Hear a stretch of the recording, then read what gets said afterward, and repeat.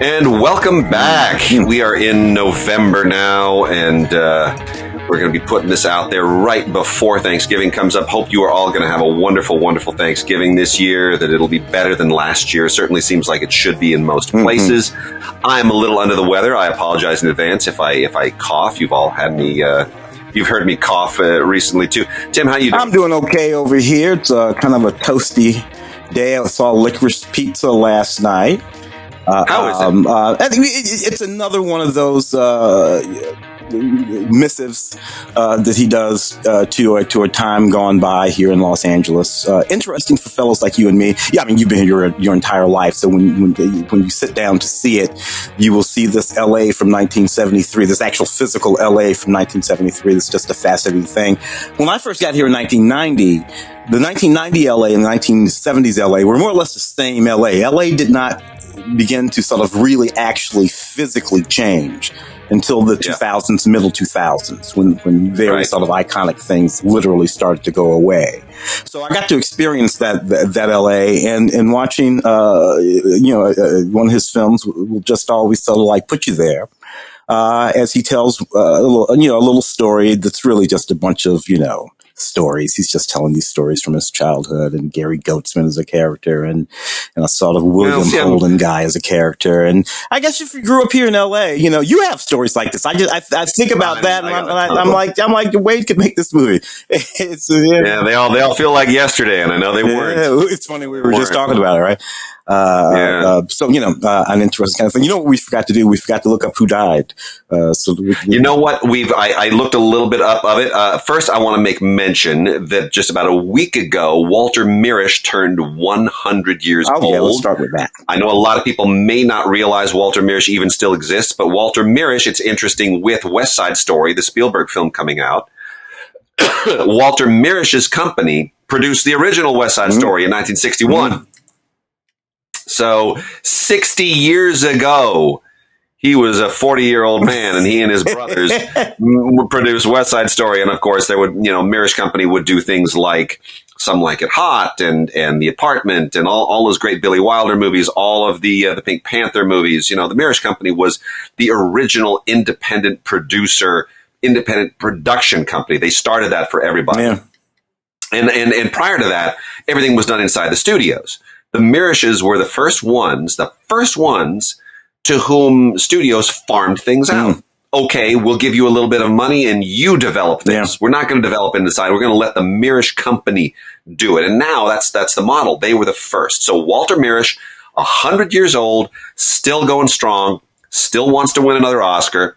And our good friend Brandt, who wrote and directed our short Refugee, Oscar shortlisted last year, Brandt was on the Universal lot one time, probably about 3-4 years ago, and bumped into this old guy in the elevator going up in the Black Tower where all the executive offices are, and found out it was Walter Mirisch.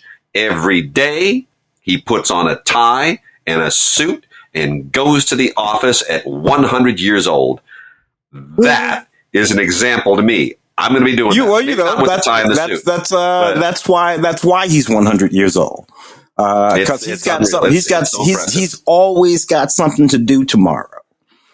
He never goes to sleep without anything to do tomorrow. He knows exactly what he's going to do. He's got to figure out what suit and tie to wear, number one, and then he's got to get his ass to the office.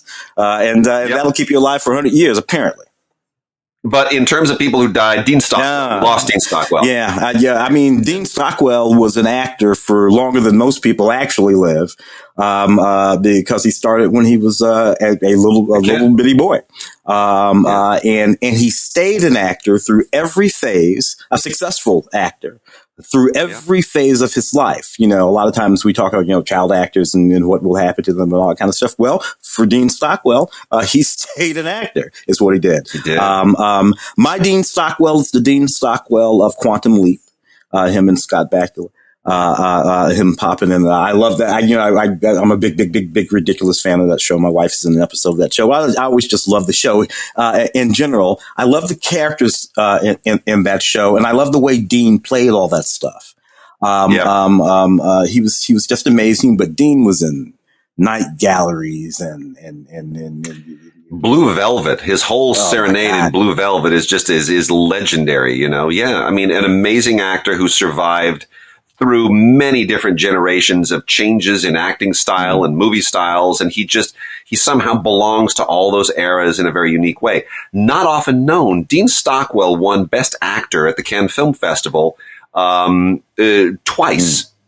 And only just a few years apart, back in it was like late 50s and then 1962 again for Long Day's Journey into Night. Only two other actors have ever won Best Actor at the Cannes Film Festival twice. Jack Lemmon and Marcello Mastroianni. Wow. And the third is Dean Stockwell. That's pretty great. That is insane company. I did not know that. And that's just insane company. That's amazing.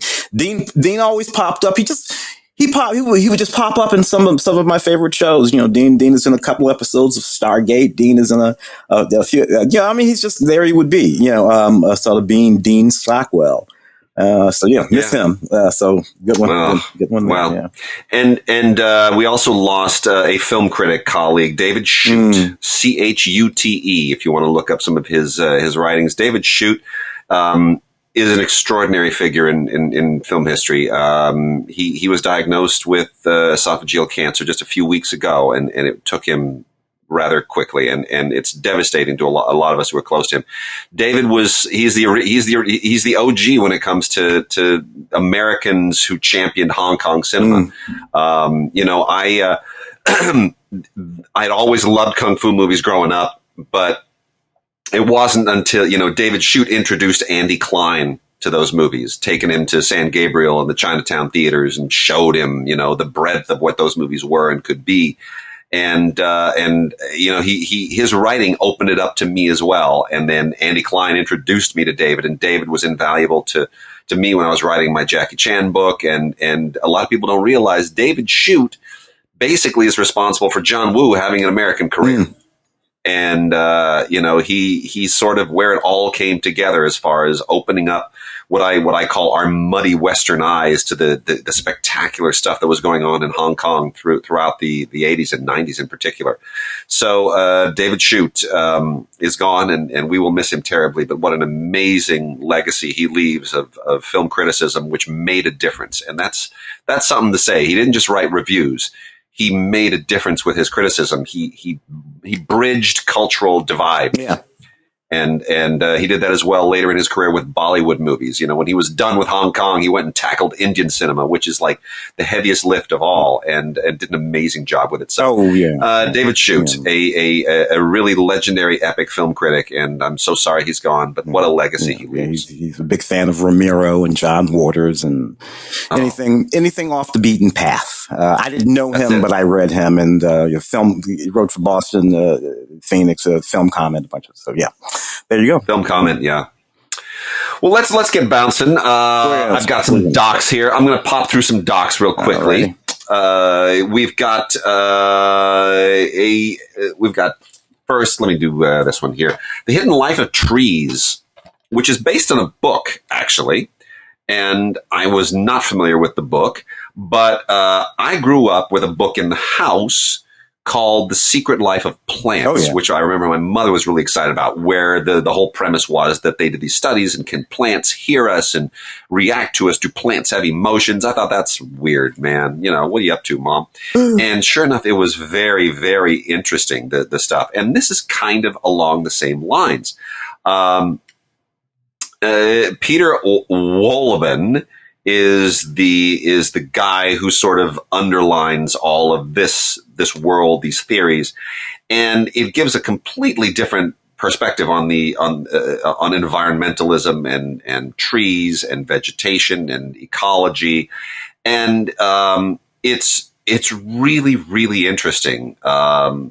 It's an interesting perspective. You may not completely embrace it. You might think some of it is a little bit out on the edge, but boy, it's really, really interesting to kind of start to understand forests and wooded areas as more than just an ecosystem, but a social system. So I really very fascinating, and I'm curious to read the book now. So that's The Hidden Life of Trees. And then we have got Thank You for Supporting the Arts, which is really quite an interesting and unusual film. This is from Cinema Libre Studios, which does very socially conscious stuff. Gus Van Sant shows up in this, by the way. And the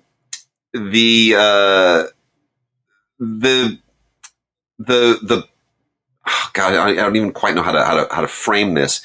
It's a look at people who let's put it this way. It does for the arts, maybe in the same way what the previous film did with respect to trees and so forth. It's a different way of looking at the arts. It's a different way of, especially things like stripping. I don't want to kind of give everything away, but here's the thing. Anything can be an art if it is in the hands of an artist. Anything can, if it's not in the hands of an artist, it will not be art. No. So the question here is, this woman who is a stripper, is it a sex thing? Is it a feminist thing? Is it an art thing? And that's the question that is sort of posed here. And Gus Van Sant weighs in, and a lot of other people weigh in. Yeah, they should have asked me. I would have weighed in. And it takes it beyond. I don't want people to think it's just about stripping, because it takes it beyond stripping. It takes it to a question of, what are the arts? What makes something an art? What makes someone an artist? It gets rather profound. So that's as much as I'll give away. And then we have a great one here from First Run Features, Gustav Stickley, American Craftsman. Oh man. Yeah, I mean, Stickley is one of the sort of key figures in the American Craftsman kind of really kind of an amazing artist in and of his own right. Very particular kind of design and furniture and decoration and so forth. So I watch a lot of Antiques Roadshow. Let me tell you something. Whenever somebody has some Stickley, the number, that's right. The quote is going to be way up there. So it's beautiful. Yeah. And he does a lot. Like I always knew him just as kind of basically a furniture guy, but he's more than a furniture guy. He's more than than the guy who makes, particular furniture. He's, it's a complete aesthetic. And that's what this gets into. He's a really significant figure and much more influential than I think I ever actually gave him credit for. And there's a lot. This is only about a 67-minute doc. There's a lot packed into it. Really, really very interesting. And quite the businessman, too, I should point out. L.A. Plays Itself. Famous film. This has been around for quite a while. It was previously on Blu-ray. Then the rights were withdrawn, and it is back again. And what an amazing kind of experimental but wonderful tribute to Los Angeles. And it is here included. It's a 4K restoration, and it is part of a larger thing on this one Blu-ray called the Fred Halsted Collection, which includes the hour-long film Sex Tool, which is longer than L.A. Plays Itself, by the way. It's just not as famous. And The Sex Garage, which is a half-hour film, and 4K restorations of L.A. Plays Itself and Sex Tool, and 2K restoration of The Sex Garage. And, it's all very, very interesting. Fred Halsted is a fine filmmaker, and that's worth paying attention to. Oh, yeah. We also have from Film Movement, Robert Mugge, another great documentarian, Robert Mugge, Deep Blues, which is just a fantastic documentary about the blues. This was commissioned by Dave Stewart, believe it or not. We think of the Eurythmics as kind of an 80s band, but the Eurythmics, there's a lot of blues going on there. And Dave Stewart is, Annie's vocals and Dave Stewart's guitar. It's very bluesy. And so it was Dave Stewart who commissioned it and sent Robert Mugge down into the northern part of Mississippi and the Delta to kind of find what's happening with the blues today. Where's the soul of the blues? And it's pretty great. They find just some amazing artists and incredible musicians who are probably never going to otherwise be on your radar. This may be the only time that you see them. And these are just incredible, incredible people, and some great music here. If you love the blues, boy, this is going to cut you right to the heart. From the blues to the Bee Gees. Oh my God, I love the Bee Gees. Frank Marshall, Frank Marshall did an HBO original, The Bee Gees, How Can You Mend a Broken Heart, which came out this year. This is on Blu-ray. I am so grateful for this because I have been a Bee Gees fan since I was a kid on the school bus, listening to every song from the Saturday Night Fever soundtrack. And, there's Barry's the only one left. Yeah. See, I'm a little bit older than you, so I actually remember the Bee Gees the first time. That's right, before Saturday Night Fever. They were big stars in the late 60s, and then that whole other thing, and wow, yeah. It's so Frank Marshall, labor of love. He's mostly doing documentaries these days, but boy, what a great tribute. If the Bee Gees were kind of a joke for a moment, like everybody else from disco, so this takes goes from that early 60s period all the way through, right into the 80s and beyond. And a lot of people interviewed here, some really important people who worked with them and admire them and know them. Eric Clapton, Justin Timberlake, Nick Jonas, they throw the young kids in there who give today's generation permission to realize how great. Yeah. And I like the ones, I like the artists of any given day, but of today who pay homage, who recognize, look, I wasn't born anew. I was built from something. And mostly it was my parents' record collection is what it was. That's right. We have an epic documentary here also from HBO, another HBO original, Tiger. This is over 3 hours on Tiger Woods. And it is riveting, but I will say it is incomplete because the man is still young and still alive. Yeah. And so I kind of feel like the final chapter to this doc hasn't been written. But what is amazing is that to me, that a guy that young and that successful can justify a 3 hour and 15-minute documentary that is never dull and never boring. There has been so much drama in his life, and we think about the auto accident. And all that happened since that documentary. You know what I liked about that doc though, because again, you and I are of an age of where we remember.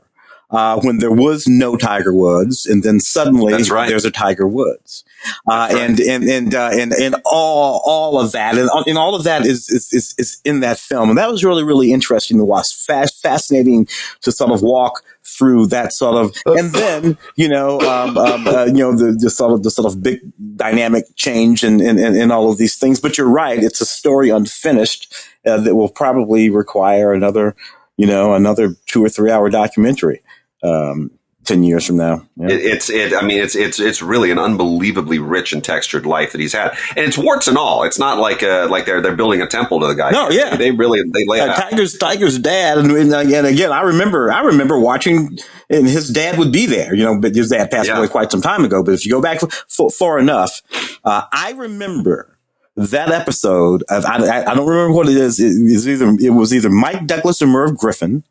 And little bitty tiny Tiger, and 1970, whatever it would have been. Yeah. I remember watching that episode of that show, and stuff. There's one thing though that bugged me a little bit in that documentary. They never mention the great black golfer Calvin Peete. They sort of frame it as though Tiger was the first black. No, there were actually a number of relatively, but Calvin Peete was the first one, in the television, and they don't mention him anyway. Whatever, that's just a thing. Yeah. Well, and then we also have last on the docks is Summertime. Oh, yes. Which, it's funny, Tim, you yourself have directed and produced a spoken word documentary. Yeah. And this reminded me a lot of it, and I don't want to say that yours is better. I actually rather enjoyed that film there. Summertime's very good. It's very good. This is a rather amazing editing job, frankly, that you're able to follow 27 different kind of slam poets over the course of one day, and it does a great job of juggling all these different stories. And putting them all together. It's really quite great. Yeah. It's funny. There's a pull quote on here, a wonderful, wonderful movie from KPCC. I'm like, who are they quoting there? Because it's not saying Film Week, but I know that was on Film Week. So who was it that said that? I'm trying to figure out which one of our colleagues. That probably was me. But it is really, really great. It's a wonderful tapestry and all the different lives and the different ways of doing spoken word. It's pretty great. I like it. And the thing that I loved about that film, and I'm not kidding, that probably is me.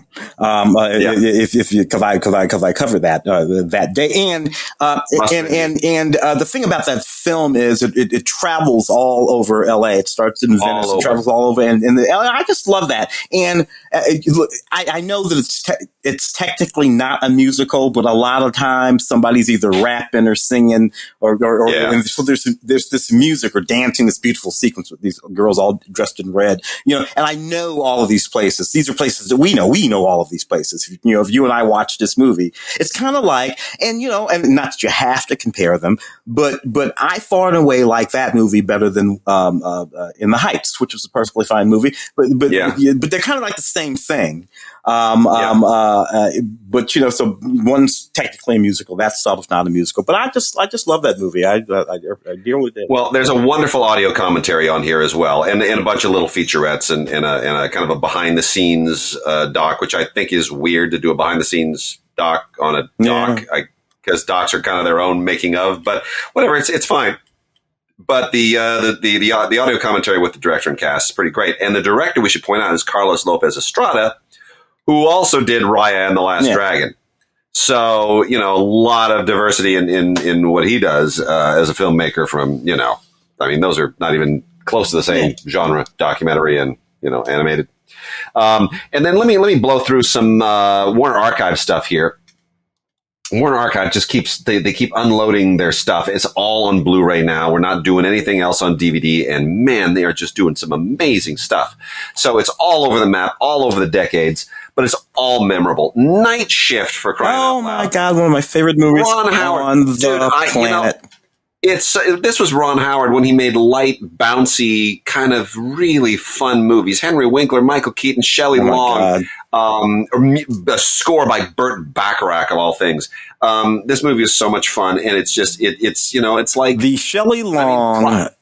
How do you take prostitution and make it a movie this fun? With a hitman and at least one death. That early scene in the movie when the guy goes out of the thing, and it's totally.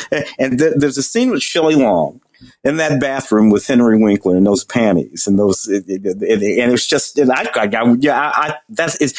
would not allow you to do this. He has to go upstairs to reach up into the cat. You can't do that anymore.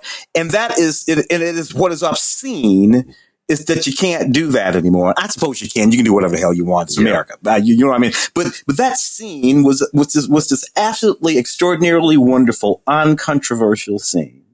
And a narrative with pips and hoes and all this, particularly not in a black exploitation film, and where the top hose is like this really. Shelley Long was so beautiful, it's insane. So good. So I'm like, this is really sort of really cool stuff. Is it kind of edgy? Well, to be honest, at the time, I certainly didn't think so. What this mean? No. See this movie? It's funny as Michael Keaton movie. And that's what it was, and that's what it is, and it's what it will forever but if you want to call it edgy, I guess you can if you want. But it was hysterically funny and so sweet. So dinner at 8. Yeah. Oh, and by the way, end of the show, I'm gonna be doing. I'm gonna let Tim go, and then I'm gonna lay out a bunch of new anime. Okay. We've got a bunch of anime stored up, so I'm gonna be hitting the anime at the end of the show. We got Dinner at 8. Dinner at 8 is unbelievably stacked with talent. This is a 1933 George Cukor film that has so much talent, it blows my mind. Unbelievable. Yeah. They take a George S. Kaufman and Edna Ferber stage play, which is already elite right there. You put it in the hands of George Cukor directing, David O. Selznick producing.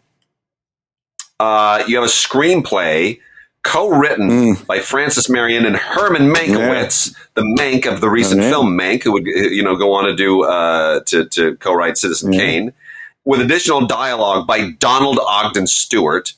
And then who are we going to put in this thing? And just John Barrymore and Lionel Barrymore and Jean Harlow and Jean Herschel. Wallace Beery. Yeah. Billy Burke. It's like, holy cow! How much classic Hollywood talent can you jam into a single movie? It's incredible. It's so much fun. It's just really, really great. All takes place, at a very elite kind of party in New York. And, it's a wonderful artifact of an amazing period in time. And it's one of George Cukor's very, very best and most legendary films. Children of the Damned. Oh, yeah. Real creepy. Just real creepy film, still super creepy. They've tried to remake this and not very well. This is from 1963, very much a Cold War post-nuclear cautionary tale in the kind of pseudo-exploitation vein of Invasion of the Body Snatchers. All kids from all around the world, all living in England, and they all have weird psychic powers and high IQs. And where did they come from? Man, is this weird, and just gives me chills to this day. But it's still a great film, and I highly recommend it, especially at Halloween time, because boy, it's going to scare the daylights out of you. Let me pull a couple of these here. These are some older. Let's see. Yeah, I'll just do these two first. Mary Stevens, M.D. is an old Vitaphone Warner Brothers film with Thelma Todd and Kay Francis.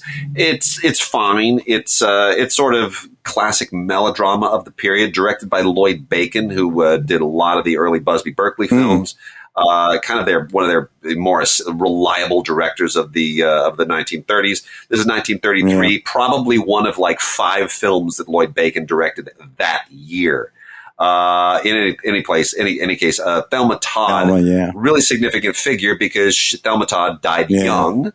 She was murdered in a location that I drive by every day. It's about 2 miles from my house. It's right on Pacific Coast Highway. It was a restaurant that was hers. It was known as Thelma Todd's. They did a Lonnie Anderson TV movie about the whole thing. Lonnie Anderson played Thelma Todd, way too old to be playing her. But it's still there, and the building is still there. It's protected, and you can go and see the stairs right behind it where Thelma Todd was found dead. The whole thing is creepy. So it's always important to see a Thelma Todd movie and to remember the history that goes behind it. Anyway, based on a novel by Virginia Kellogg, directed by Lloyd Bacon. There it is. Mary Stevens, M.D. Basically, it's a Kay Francis movie, but Thelma Todd is a significant figure in it. Mad Love with Peter Lorre. This was an MGM film that was totally unlike any other MGM films of the period. This is 1935. Based on a creepy novel that I will never read, directed by Karl Freund. So it's got a lot of German expressionism going on in it. But this is the first English language film that Peter Lorre made. He'd come from Germany and making things like M. And this is he plays an evil plastic surgeon. Just saying, before there was Nip Tuck, there was this. You're basically watching this to watch Peter Lorre just do what he does best. He's got a shape. Oh yeah, those really people have seen those sort of stark black and white with that high keelet off the top of that head there. Yeah. So let me see here. Let's do a couple of horse things here. I'm trying to get through this a little quicker. The Naked Spur with James Stewart and Janet Leigh, also starring Robert Ryan. This is just a good James Stewart Western from the 1950s. They're making these things left and right. See it for the, see it because it's Anthony Mann directing Jimmy Stewart in a Western. I don't know what else to tell you. It's fine as hell. And Janet, it's good. It's a good solid Western, and it's very nicely transferred. We also have a young, talking earlier about child stars and being able to make the migration when we're talking, Elizabeth Taylor in National Velvet, also along with Mickey Rooney, both of them, child stars that made good. And Mickey Rooney was already on his way from being a younger star and all the stuff with Judy Garland to maturing into adult roles. This is Elizabeth Taylor as a young girl, and she's getting ready to make the move into adult roles as well. And look, it's Elizabeth Taylor and a horse. I'm sorry. It's great melodrama, really fun. 1944, and it's just a classic film, National Velvet. Marx Brothers in A Night at the Opera, one of my all-time favorites. When Harpo bats that baseball with the violin, it's one of the funniest laughs I've ever seen in a movie. Love this thing. It's classic Marx Brothers, directed by Sam Wood. Brilliant. Commentary by our good friend Leonard Maltin, which is wonderful. Leonard just absolutely slays it. It tells stuff that I didn't even know. It's amazing. There's a documentary, Remarks on Marx. There's some stuff from television with Groucho and vintage shorts, and it's just really, really great. I especially like Sunday Night at the Trocadero and Robert Benchley's Academy Award-winning How to Sleep. Those are great, great shorts. You got Errol Flynn and Olivia de Havilland and Santa Fe Trail. Oh, yeah. Again, this is, directed by Michael Curtiz. It's just, this is the star power here. It's just pure classic Hollywood star power from 1940. Great film, classic Errol Flynn picture. It's, I don't know what else to tell you about it. I mean, it's, it's a George Custer thing. Yeah. And who plays Custer? Ronald Reagan. There you go. Ronald Reagan plays Custer. There's some novel stuff in that.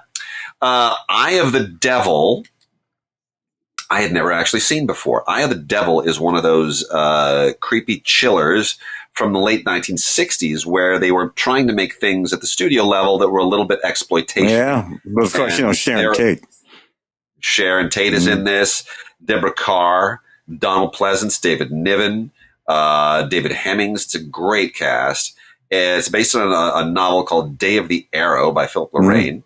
And it was directed by J. Lee Thompson. And so it's got real credentials, and yet it feels kind of really low budget, creepy, gothic horror-y. And the whole thing takes place around this French chateau and these vineyards, and there are occult happenings going on that, as they always do whenever you get into these very sophisticated, like Get Out was kind of riffing on this to a significant degree. There's a lot of Eye of the Devil and Get Out. There's a lot of Wicker Man kind of split between them. Anytime you get to a place where everyone, you could even say, what was the follow up to Shaun of the Dead? The one with where they go into the countryside and everybody's got guns. Oh yeah. What was that? Was that the end? I can't. I can't remember. Not the end, but oh gosh, it's one where he's always talking about bad boys. Title is escaping. I'm sure our listeners are losing their minds right now. But anyway, it's kind of a similar thing where you go to Hot Fuzz. Oh, Hot Fuzz. Hot Fuzz. Where you go into a place where everything is supposed to be right and it's utterly wrong. Rosemary's Baby. Any Wicker Man. Anytime there's going to be there's a pagan. What's his name does those movies now? More recently, or something like that. I was going to Midsommar is like that too. It's like, oh, what a lovely place. No, not really. Give it time. Give it time. We've got Richard Dix. We got a double feature here of Val Lewton films. Richard Dix in The Ghost Ship and Boris Karloff in Bedlam. Excuse me. Again, neither of these are all that great, but if you're a fan of Val Lewton, you'll thoroughly enjoy it. Val Lewton, of course, produced these, both of them directed by Mark Robson. They are Val Lewton. I mean, but again, Mark Robson is just kind of on board as the director in name. Val Lewton, like David Selznick, very much a producer who imposed his sensibilities on things. So Val Lewton, kind of an epic classic genre. Cat people, great genre person. So a couple of kind of underrated Val Lewton pictures, The Ghost Ship and Bedlam. Not terrible, but not great either. Dustin Hoffman, Straight Time. Oh yeah, his thing. One of his tougher, better, grittier performances from like 1978, I think this was. He's kind of going back to Ratso Rizzo a little bit in this, but it's a really good, tough, gritty film, gritty character. Young Teresa Russell looks amazing in this. Gary Busey, Gary Busey, Harry Dean Stanton. It was meant to be. Dustin's, and is the only film that he ever directed. But Uli Grossbard came in and Dustin was supposed to direct. Dustin did direct this mostly. Then how did Uli get credit? Because Dustin fired himself. He quit. He couldn't do it. So it was this moment when I think Jack Nicholson had made a film. Jack Nicholson only ended up directing two, but Dustin started out as director on this film, and realized that he was no director, and he never directed again. Wow. Well, I'll tell you. Actually, he did direct. He did direct something a few years ago, didn't he? If I'm not mistaken. But oh yeah, he may have. Maybe just like in the last 5, 6, 7 years, and so it was this and that. I'm sure all of that is on the commentary. There's commentary here with Hoffman and Grossbar that I did not have a chance to listen to, but I'm sure that is all recounted there. Yeah, Quartet back in 2012. Yeah, that's right. I remember that. And this in '78. Yeah, interesting. We've got more fantastic Droopy and other Tex Avery shorts on Tex Avery Screwball Classics Volume 3. Just keeps getting better and better and better. There are just, I mean, I wish they had released all these things at the same time. But Deputy Droopy, I'm so thrilled to finally have that on Blu-ray. And Deputy Droopy is just one of the funniest bits of animation ever created. That is here on Volume 3. Just a few others here to pound through. The legendary The Last of Sheila. This is worth mentioning again with West Side Story coming out. Yeah. Why? Because this screenplay is the only screenplay ever written or co-written by Stephen Sondheim. Oh. This is a fantastic kind of crazy whodunit thriller that just is one of the great screenplays of all time. It's a little bit dated. It was made in the early 70s, 73. Mm-hmm. So the clothes, the sound, the look, the film stock, it all looks really dated. But Richard Benjamin at the height of his, I know. What a great script written by Stephen Sondheim and Anthony Perkins. Of all people, yeah. Like that's, and I mean, if you think about great screenplays, I'm not necessarily putting those two together on it. But what fascinating, produced and directed by Herbert Ross, normally a musical guy, of course, funny Lady and Footloose and stuff like that.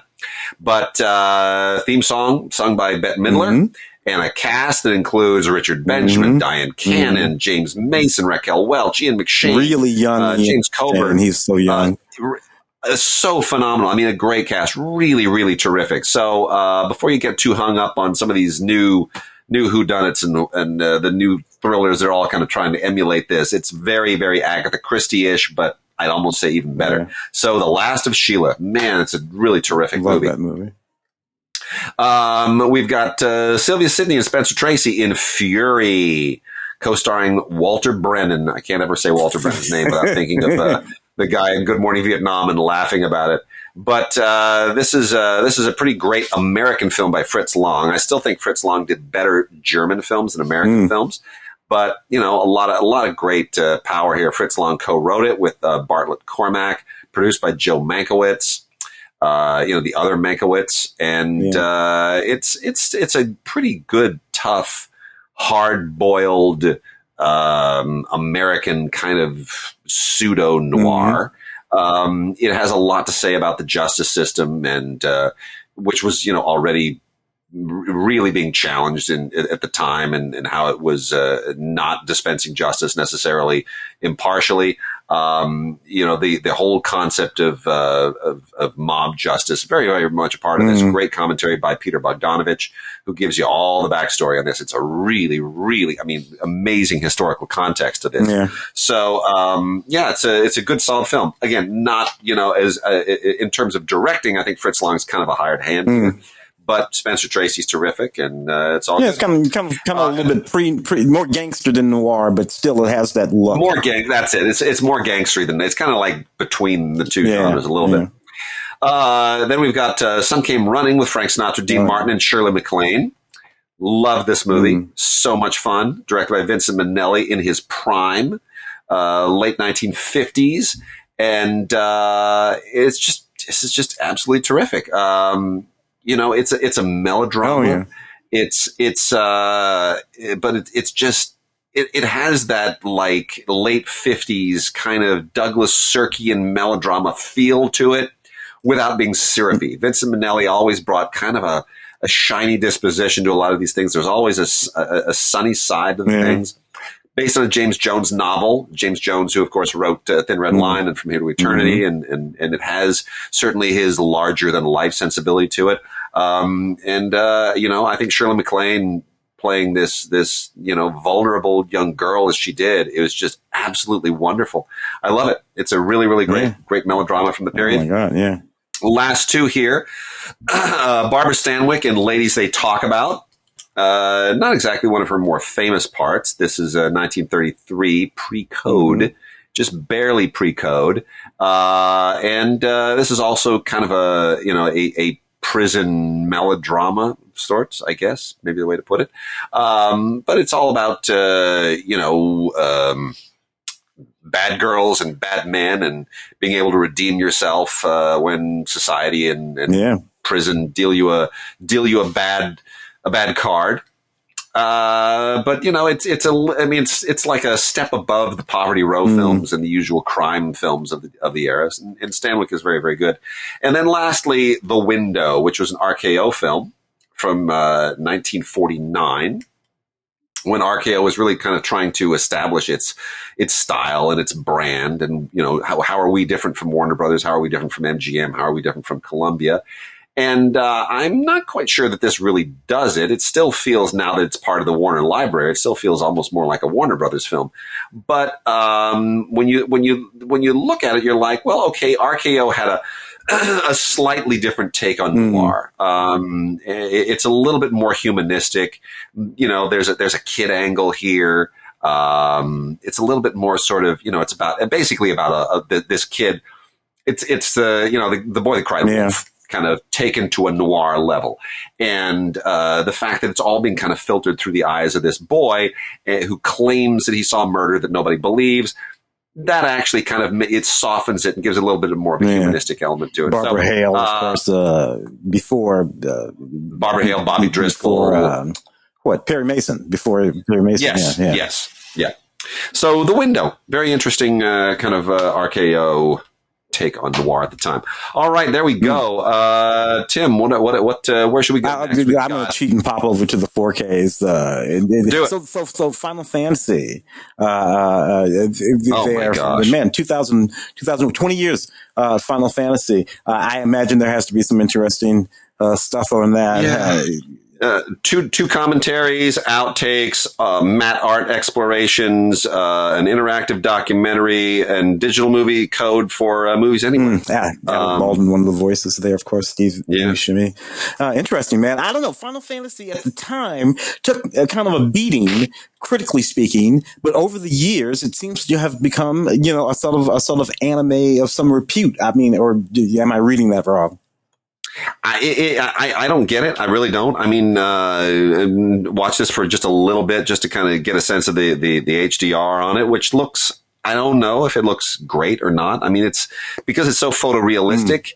It's tough to sort of, it doesn't, like what would this look like if it were live action? And I don't know. So, I mean, it just, photorealism makes it hard to judge versus actual photography versus actual CG. It kind of tries to split the difference between the two to such a degree that I'm kind of lost as to what the whole deal is. But anyway, clearly this thing has a massive following. Yeah. For a moment, that was the thing. The Suicide Squad, Suicide Squad, right? Yeah, what a mess. Yeah. Look, James Gunn out of St. Louis, so one of my people. But that movie I'm sorry, was just all over the place, and MacGuffins galore. But somehow the point of the movie became the MacGuffins. So anyway, but what did you think? I hated the first one. I don't know that people keep saying like, well, wait and see the David Ayer cut. The David Ayer cut will show up one day. It's like, oh, okay, maybe it will, but I still don't think I like the characters. I don't like the premise. No, I don't like the characters. I'm more convinced than ever that the problem here is the premise, because, they've swapped a lot of characters out and brought some new characters in. Will Smith isn't here anymore.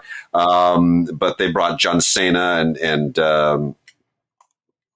Idris Elba in playing new characters, and it just, it's just like, okay, yeah, we still have Harley Quinn. She's back and she steals the movie. She's got an amazing, the best part of the movie is this like insane scene where she just rips through people like a knife through cheese. But, look, they've also added King Shark. Well, King Shark here, that's where he gives it away. James Gunn is basically just substituting DC characters for the Guardians of the Galaxy. King Shark is basically Groot. Yeah. You know, I don't have Groot. Okay, I'm going to use King Shark, but my King Shark is the King Shark from the Flash TV show, which is huge and menacing and muscle bound. And here he's just a big oaf that like and a MacGuffin, as is Pete Davidson's character, as is Michael Rooker's character. You know, they're just these. You know, and I'm like, really, is that what we're actually doing? I know. You know, so lots of look. It doesn't look great, I guess. I mean, it's got a lot of CG. I don't think the 4K necessarily serves the CG very well, to be honest. I think it kind of exposes it in a bad way. I had a harder time sort of seeing the seams when I saw it projected. So in this case, maybe I sat too close to the TV anyway. Gag reel, deleted scenes, extended scenes, all kinds of featurettes on here. Behind the scenes stuff, and a director's commentary, which I did not listen to, none of which will be interesting unless you like the movie, which I don't. The Hills Have Eyes, from Arrow, the old Wes Craven classic. So, I gotta tell you, I was thinking, yeah, the original Hills Have Eyes. Michael Berryman and his freaking crazy weird head. The original, Cannibal Hillbilly capturing the motorists movie. So look, here's the thing. Tons of extras I can't even get into. It's like there's a commentary with Wes Craven and Peter Locke. I couldn't even listen to it. Another one with Michael Coven. Didn't have time to listen to it. Gobs of interviews. I watched a couple of them. The one with composer Don Peake is really interesting, to be honest. Like, really fascinating about the score. There's an alternate ending. There's like there's so much stuff on here. A 40-page booklet, everything that you ever want to know, and a lot of stuff that you didn't about The Hills Have Eyes. But here's the thing. My big question was, this was a low-budget Wes Craven exploitation horror film at the time. How is this? I mean, does this film that was shot in like a minute and a half on 35 millimeter film, how is this going to look in a 4K deluxe transfer with HDR? Is it going to show me all the flaws? Yeah. No way, man. I'll tell you, this film looks better than ever. They don't make it look too pretty. They let it still be gritty, but I felt like I was watching it projected. That's fantastic. It's really, really good. Candyman, the new Candyman. Jordan Peele produced Candyman. Did this need to happen? Well, no, not so far as I was concerned. And while I understand how they wanted to sort of reset it, not physically, it's still in Chicago, but want to reset it culturally, because there's a whole bunch of stuff in this movie about gentrification. All of that was a little too obvious for me. And I got to tell you, the thing about the first Candyman movie, the wonderful Tony Todd, of course. I remember I did the junket for that film and interviewed him. And it was kind of an interesting sort of adaptation of all that. Bernard Rose adapting all of that. And, like all of that, all of that thing into the mirror, say the name, this many. Bernard Rose came up with all of that. That was not in the book. That's that's an adaptation of a Clive Barker. Interesting thing, and that was all Bernard Rose. That was all Bernard Rose stuff. The other film, Candyman, wasn't black. It was all in London, of course, because Clive. Yeah, and all that kind of stuff. So all of that sort of urban myth stuff is actually the creation of Bernard Rose in the middle '90s. Wow. And I had no idea. So, it's so solid. It's a sort of interesting sort of thing, but all of that is more interesting to me than the sort of new story imposed in this film that really has to do with gentrification and whatever. I could live without that. The horror for the horror's sake is my favorite kind of horror. Horror that happens to have interwoven within it some sort of notion about whatever relevant thing is fine, but it really needs to hide that stuff from me. If I can see it, I don't like it. Yeah. The new Halloween film does that. It wants to make some sort of commentary about the reason for Michael Myers and, blah, blah, blah, blah. I'm like, no, that's bullshit. Michael Myers is just a fucking supernatural fucker who's been, on a killing spree for 40 years. That's all it is. And that's all it needs to be. And I would prefer Candyman, just Candyman. That's all you say. You say the name, he comes out, he kills everybody. That's it. So I'm a big fan of Henry Golding. I love Henry Golding. I think Henry Golding is mad talented. When he kind of burst on the scene in Crazy Rich Asians, I'm like, this guy can do anything. Stick him in anything. I'm there. he's charismatic, he's funny, he's romantic, he's good looking. I bet he's got range like nobody's business. And he does, but he should not have made Snake Eyes G.I. Joe Origins. This is not his fault. It's just that, the whole G.I. The attempt to repeatedly try to force a G.I. Joe universe on us by Paramount is fraught. And this is just not a good film. It's not well written. I mean, does it look great on 4K? I guess, I mean, it's high budget and it's got, CGI galore and action sequences, but it's just not a very interesting world. These are toys and they're never going to make these G.I. Joe characters they think anyway. They can somehow force it into being the Transformers franchise. But no, there is no such thing as a G.I. Joe franchise. They tried to make it funny the first time around with one of those Wayans brothers, telling this time they tried to make it sort of serious and dark. And no, it's over. Cut it out. I will say this, and I'm going to keep preaching this to everybody. Henry Golding should be Simon Templar. He should play the Saint. Whoever has the franchise for the Saint, cast Henry Golding. And let me explain this to you. Because we keep talking about things like, James Bond. Could James Bond be a woman? Could James Bond be black? Could James Bond, he's been Scottish, and he'll probably be Scottish again because they're going to take that guy from Outlander. I swear the guy from Outlander is going to be the next James Bond. You heard it here.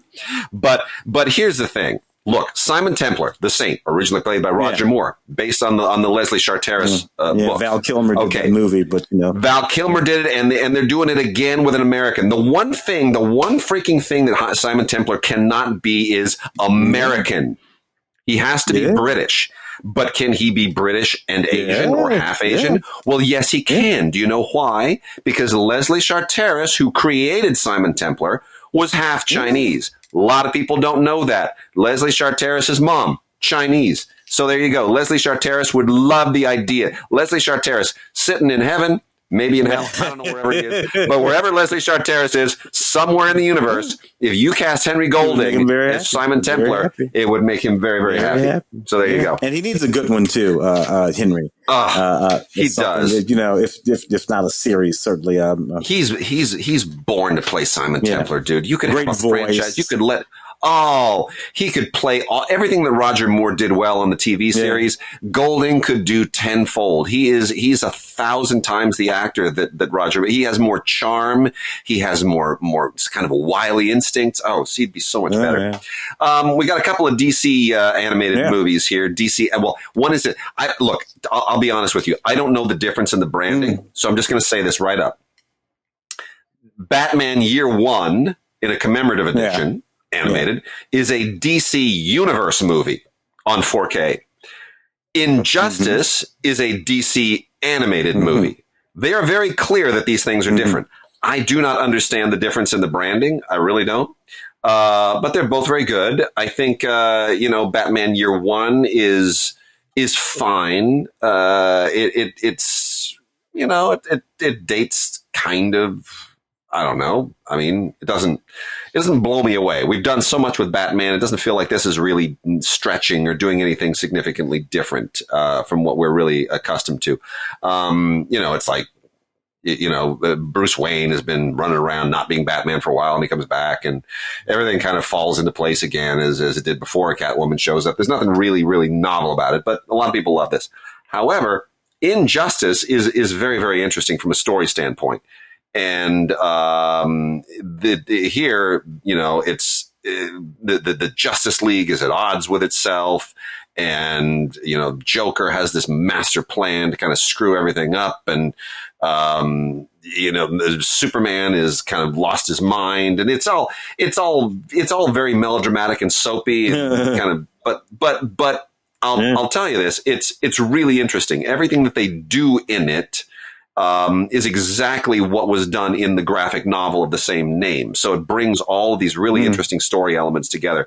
It's quite impressive. It's very kind of alternate universe DC stuff. So that's why I can vouch for Injustice, which also has some really, really interesting special features on the Blu-ray, a thing called Adventures in Storytelling, Injustice, Crisis, and Conflict, and then some bonus cartoons. Yeah. And then last on the 4K, Tim, Maniac Cop 2 and 3. Maniac Cop, the original, has already been released. So they've decided to go 4K with the rest of the trilogy, which kind of surprises me. This is from Blue Underground. The Maniac Cop. Did we really need a 4K trilogy of Maniac Oh, yeah, Cop? I think you do. I certainly do. Bill Lustig. Yeah. Bill Lustig made these films. Larry Cohen wrote the first one anyway. Yes, and Larry Cohen also wrote and produced the second one. But here, the thing that I find so interesting about this is that Maniac Cop 3, which was also written by Larry Cohen and produced by Larry Cohen, I'm fairly confident that this was still directed by Bill Lustig, but the direction credit is Alan Smithy. Oh, well. So I'm thinking that maybe the film was taken away from him and Larry Cohen went a little crazy on it. I don't know. Hard to know. I think they're all kind of the same. I don't think Maniac Cop 3 is, I don't think any of them are very good, but I don't think 3 is so much worse than 1 and 2 that someone needed to take an Alan Smith. Well, it's an interesting thing. Yeah. IMDb, William, plus a guy named Joel Soyerson, who's going on credit, and with Larry there, and I don't know what that first movie is 88. The second one was 90. This one was 92. And you're right; they're all literally the same movie. This one, the 3, had Robert Davi in it, and he sort of took it up a notch. Because Robert Davi was a good actor, particularly back in the early 90s, and a few people, stuff like that. But basically, it was all about that big face actor, Robert Dazar. With the jaw, and that was his actual face, and he passed back in 2015. And I just always thought, you know what, if you got that face, you know what, I'm going to be a movie star. I'm going to play a villain, and he did it in a whole crap load of movies. I met Robert Zadar. Yeah? Oh. I was a production assistant on The Legend of Wolf Mountain. The LA unit, because it's shot out of LA for the rest of it. The LA unit, I'll tell the rest of this story again someday. I'm sure I told this like 20 years ago, but man, what a wild experience that was. Anyway, Robert Zadar was one of the actors on that crazy thing. Boy, what a ridiculous, unprofessional movie. Was it? It really was. I mean, truly. I'll just share this. Tim, when you shoot in a movie, you need to have somebody. You need to have a script supervisor, right? Yeah. Keeping track for the editor so that your paperwork's in order. When you invent an LA unit to shoot stuff for no particularly good reason, and there is no script supervisor, and one of the producers is directing the LA unit to build his own reel, and the other producer basically has a little folded piece of paper from his back pocket, and he's keeping track of what you're shooting. He's doing the script supervisor thing. I'm sorry. Student films don't even. This is not going to turn out well. This is not going to spend $1.50. Get yourself somebody to do it right. I mean, really. Not just this scene too. Gosh, funny. Horrible. Oh my God. Let's do some new movies real quick. Man of God. Did you see Man of God with Elijah Wood? No, I did not see Man of God. So how? So how? This is a Ted Bundy thing. I might have seen that. Actually, now that you mention it, I think I did see that because it's not really about. It's about the guy who's playing the profiler. Yeah, Elijah Wood is the profiler. Really, really interesting. I mean, it's about the relationship specifically, and it gets into serial killer psychology and all that stuff. But very, very interesting. Elijah Wood and Luke Kirby, and Ted Bundy, the guy who was supposed to get pull the truth out of Ted Bundy. So it's a little bit of a chess match between two guys, psychology and all that stuff. Very interesting. Not like all that TV profiler stuff, which is very kind of hackneyed and forced. This is very interesting, very true to life. Yeah, well, he was a real guy, and he was. I think he was sort of like the first FBI profiler, and it was really very interesting. Yeah, I remember that one. Very interesting. We also have Spirit Quest, which is a pretty fun little comedy from Gravitas Ventures. Gravitas releases a ton of stuff. Gravitas, did they just get sold? I think they just got bought by some kind of a sports film company. If I'm not in, I I'm pretty sure just like yesterday, they announced this big sale. So I think Gravitas has changed hands. But nonetheless, this is about a couple of guys who go to the desert to, do some mushrooms, and everything kind of the experience turns into a spirit quest, as per the movie. Mm-hmm. There you go. Kind of a drug. Yeah, I mean, there you go. It's a buddy movie. It's a drug trip movie. But there's a little bit of poignancy to it as well, and it still manages to be funny. So, kind of a slacker comedy like Linklater used to make, but it's not bad. Not bad at all. Spirit Quest on Blu-ray. Stillwater. Did you see Stillwater? Yeah, I did see Stillwater. What you think of this? I think that we were all meant to be talking about this movie, thinking about and talking about this movie right now as we move into awards season. But somehow it just did not seem to connect. I thought Matt Damon gave a really sort of intro. He's this Oklahoma guy who has this daughter who's in where is it, in Italy? I think in Italy. It's based on the whole it was Amanda Bynes playing based on the whole thing so loosely, and because she's accused of having committed this sort of murder, and he travels there and ends up trying to do this whole detective thing, and it's all very serious and is loosely based on that. But I tell you, there was just a whole lot of acting going on in this movie. A whole lot of performance in this movie. And I don't know, all of that just got in the way of, this loosely based on a true story sort of film. It just sort of telegraphed itself in these ways which I don't think we're talking about it right now. So I think here's what I think. I think as an Oscar, a Best Picture follow-up for Tom McCarthy, it's really, really hard to come out of the gate with a second one and hit a home run. So I think given that, I thought it was a very good Tom McCarthy film. I like him as a filmmaker. I think it's very much in the pocket with his body of work. I think Matt Damon's great. I think Matt Damon stands a very good chance of being Oscar nominated. It's a very rich performance. And apart from that, I absolutely loved the fact that it takes place in Marseille. In France. Man. Yes, it's Marseille as the background. And I love that because I lived in Marseille. So I felt like I was home again. I know just about every place that they shot. I'm like, you chose the right city. It's beautiful. Notre Dame de la Garde on the hill, the whole thing. I mean, I thoroughly enjoyed that. But does it all come together? Probably not, I think, for the reasons you very smartly outlined. But I like the fact that there's also a featurette on here that goes to the locations in Marseille, and I really love that. So I'm going to probably watch that more than the movie. Tim, did you see Jungle Cruise? Yeah, and it's still funny to me. I'm sorry, I mean, a lot of times we do these sort of, these movies and oh, wait a minute. You know what? I'm sorry. Jungle Cruise. That's that one with, what I was thinking of. With Dwayne Johnson. No, this is Dwayne Johnson. Oh, This is the fake African Queen, movie, that you're talking about here. So here's the thing. I had a very interesting experience first seeing Jungle Cruise. And first of all, let me just say, let me just get into the extras here, because there are some worthwhile extras here.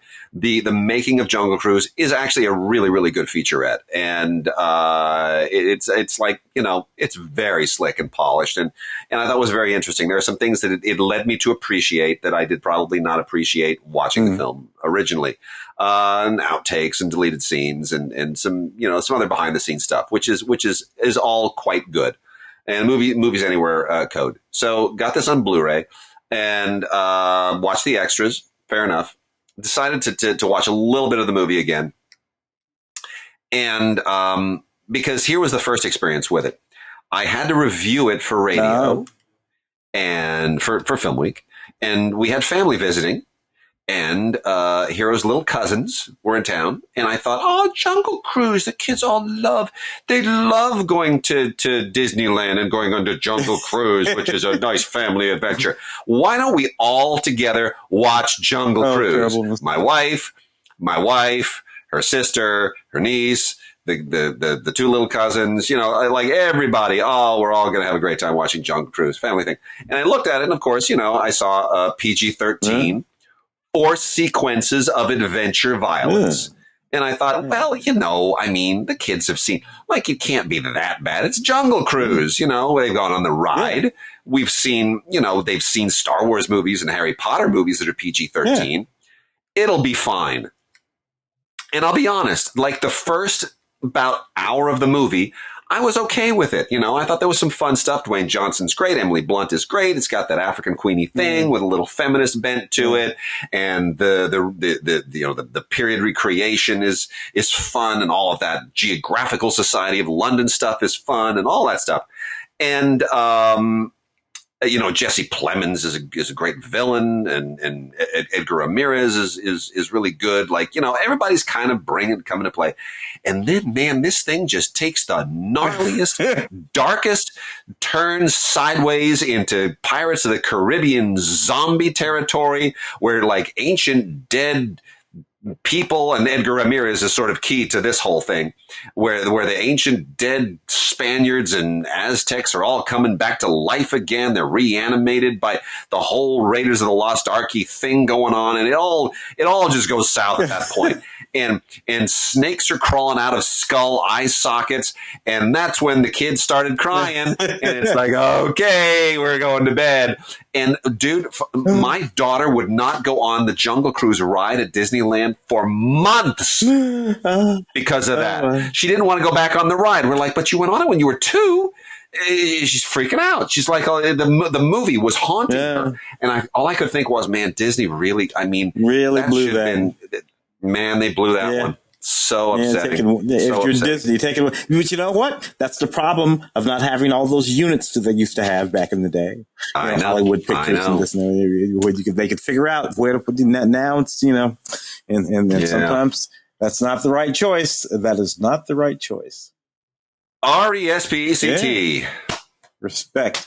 RESPECT. How do we feel about Jennifer Hudson winning an Oscar? I was going to say, do you think she's going to be in the run? We're starting to get all these movies now. There are a lot of heavy duty dramas out there. Now we're coming off the heels of the big biopic win of Rami Malek for Queen. The guy from Queen, Freddie.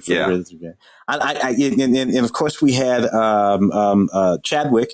So I don't know if we're at a spot where we're going to do. I feel like this is going to be one of those heavy drama years. I feel like that gal from I feel like Spencer probably she's going to win for playing Diana in Spencer. I feel like that's the odds-on favorite right now.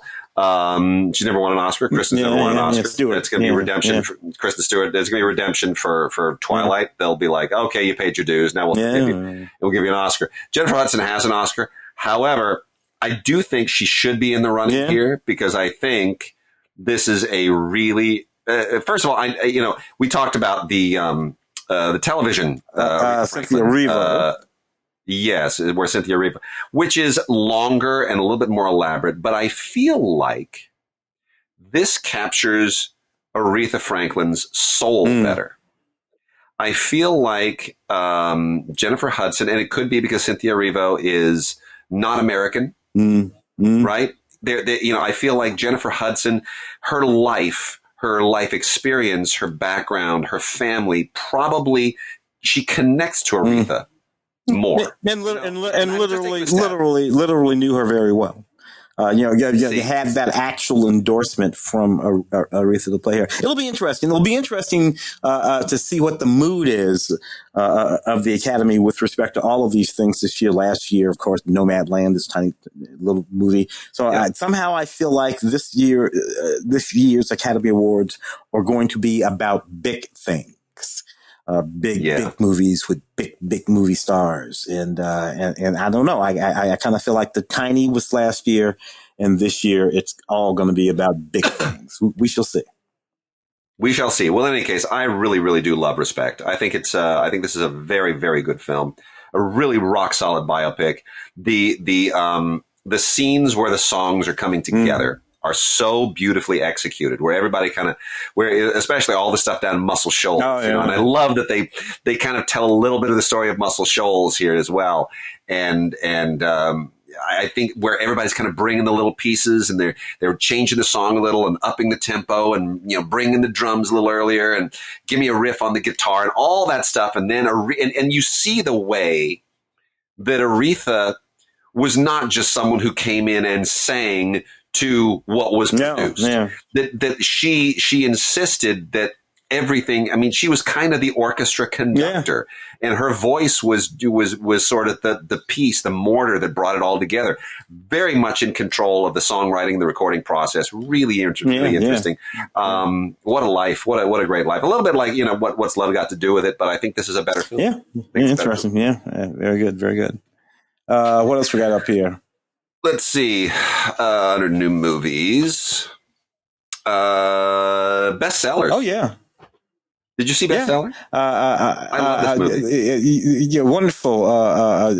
Michael Caine and Aubrey. Just this whole sort of interesting sort of cast there at work. Michael with Aubrey Plaza. It's just very good. I'm sorry that this is not on Blu-ray. I wish it were. It should be. It's not like a brilliant visual thing or anything, but it should have a Blu-ray option.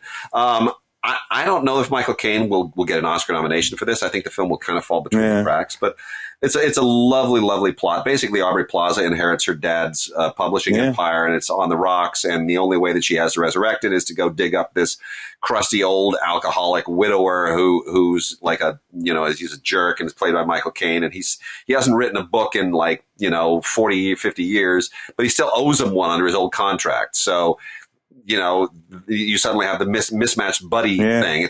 And on the radio, I said, basically, it's 48 hours, except instead of a cop thing, it's a publishing thing. But Michael Caine is Eddie Murphy, and Aubrey Plaza is Nick Nolte, and that's what it is. And but I just think it's wonderful. I really think it's wonderful. It has a lot to say about art and artists, and I love it. I think it's a great film.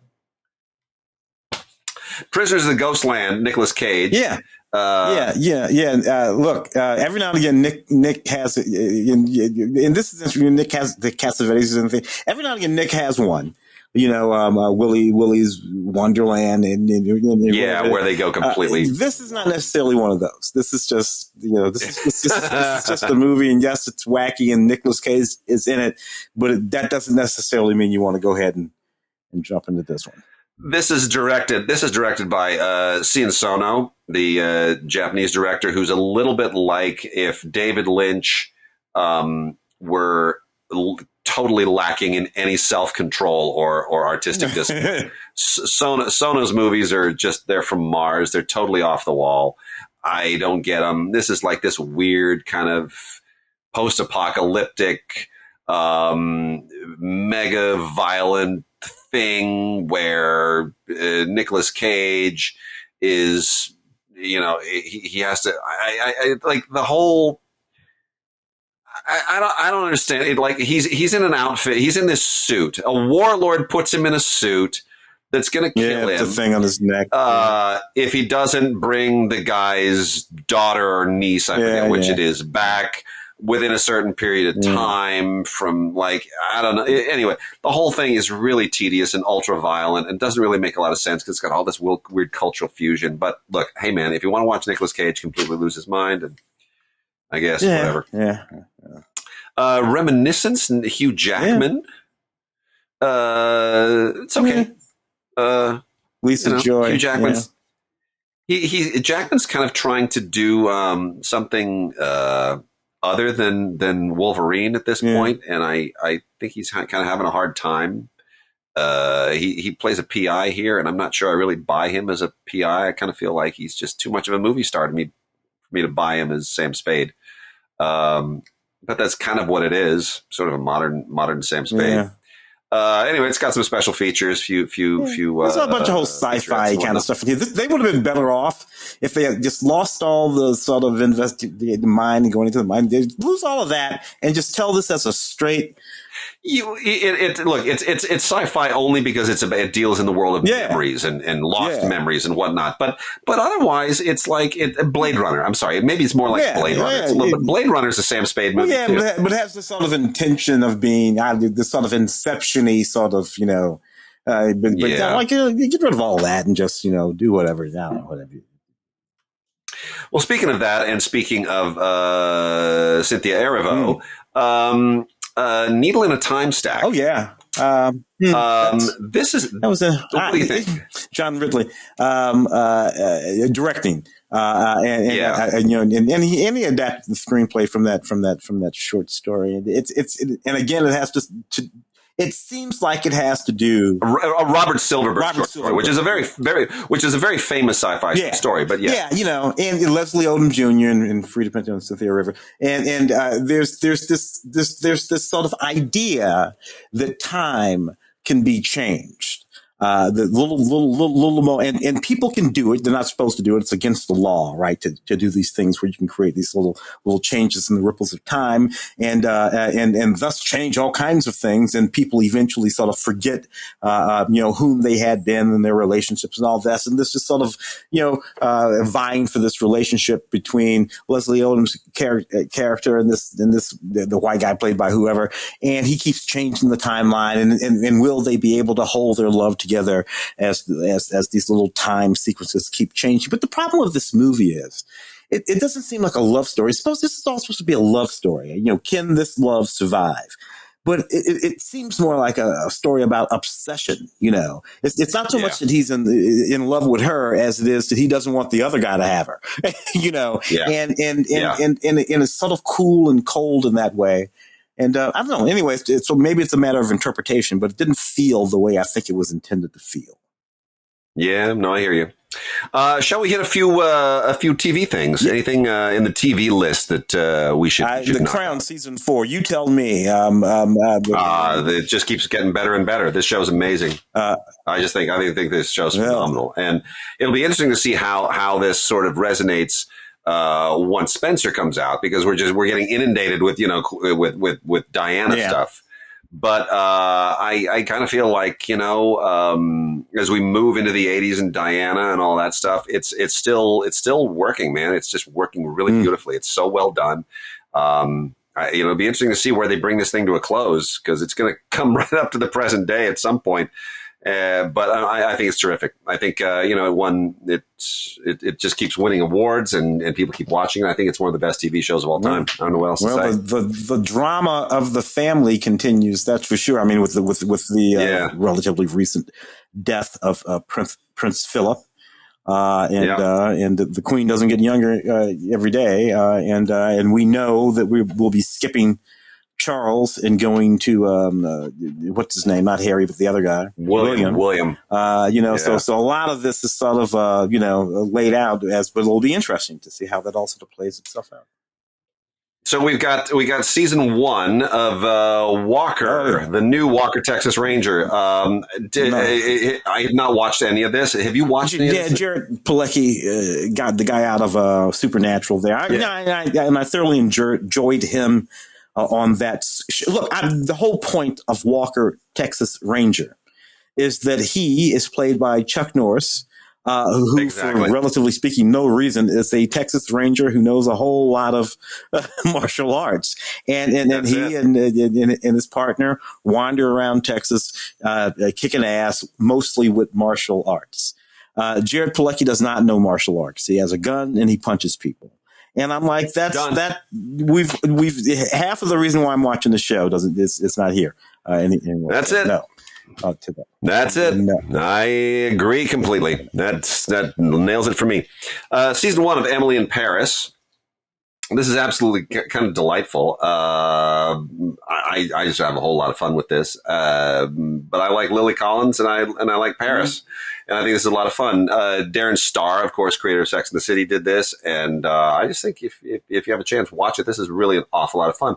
Great special features, mostly about Paris, and some deleted scenes which aren't really worth watching. But otherwise, I stick with it. Emily in Paris, a lot of fun. I'm a kung fu fan. The new kung fu. Led by a young woman, has nothing whatsoever to do in terms of narrative with that kung fu that you and I, David Carradine, all that. Just nothing whatsoever to do with it.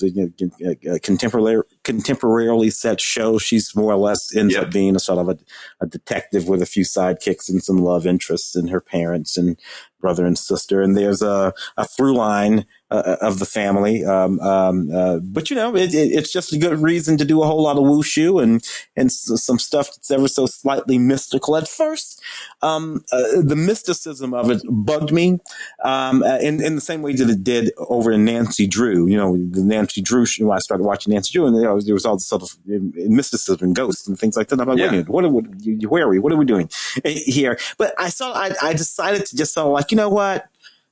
Just go with it because she's cute, and her kung fu is quite powerful. And I decided to just do that instead. So I like kung fu. Kung Fu, complete first season. Snowpiercer, is now in its second season. The great thing about the original movie is that it came to an end, because you can't drive that train around with that premise forever. I do feel like this second season, I was curious to see, like, how many seasons do you think you can get out of people on the train?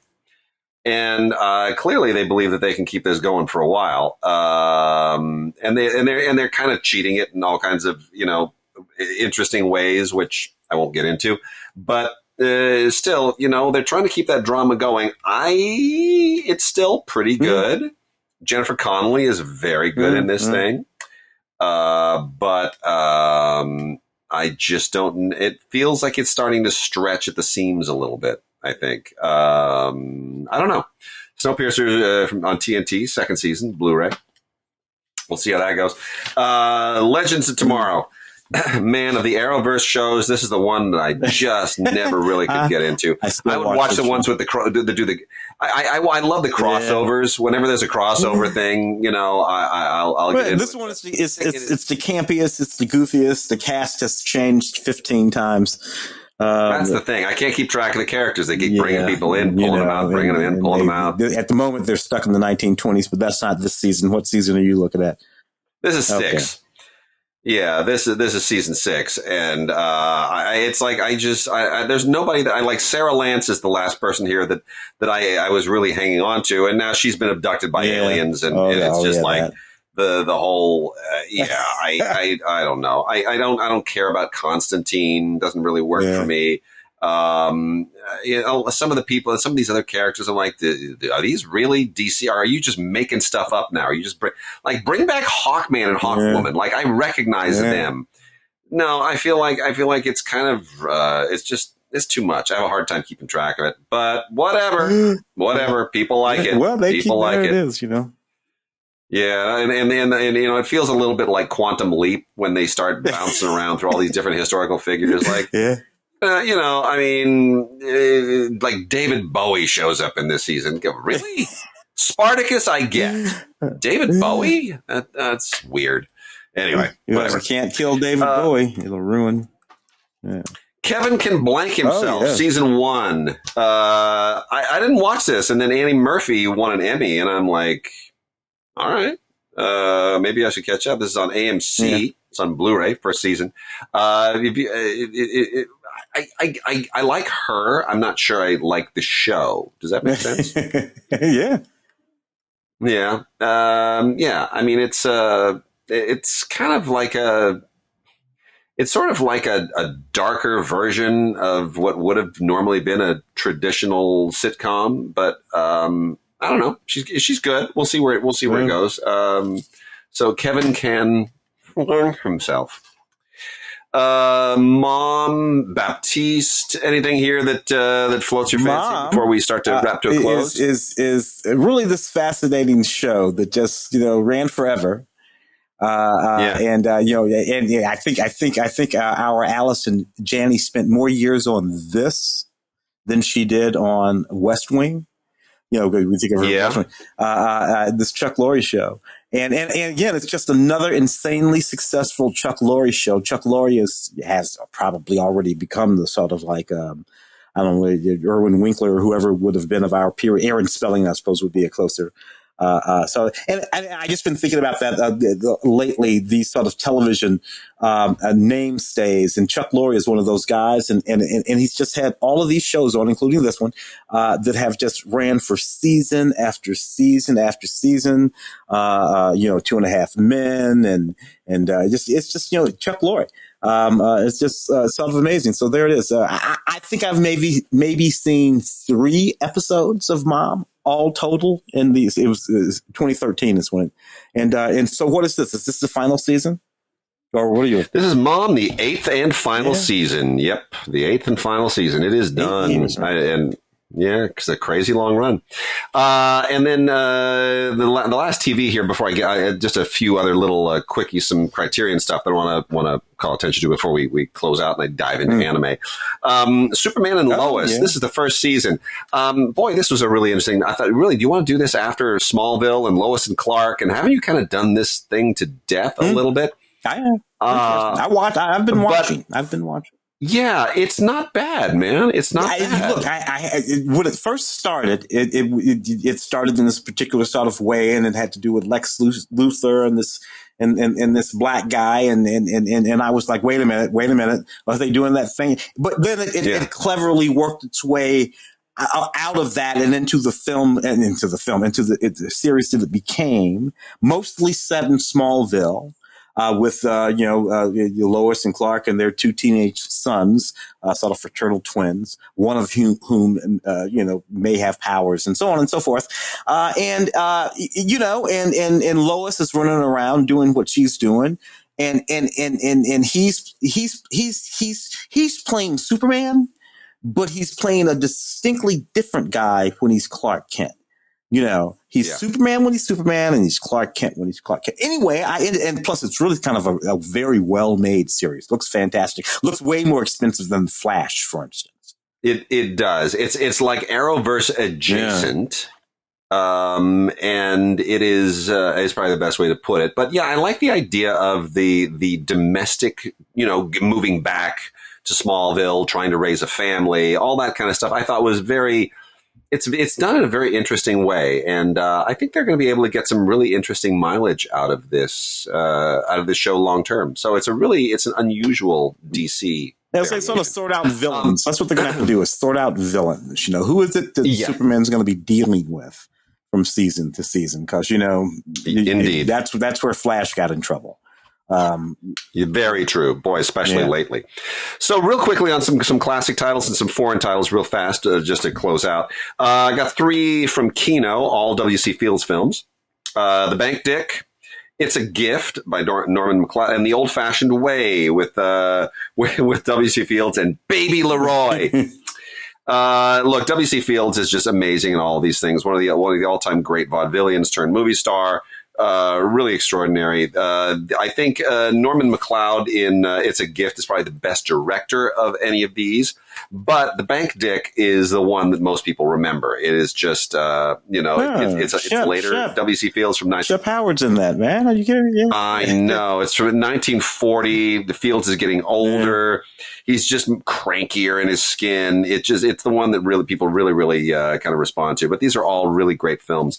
Definitely worth watching. You got to have them on the shelf if you're a big W.C. Fields fan.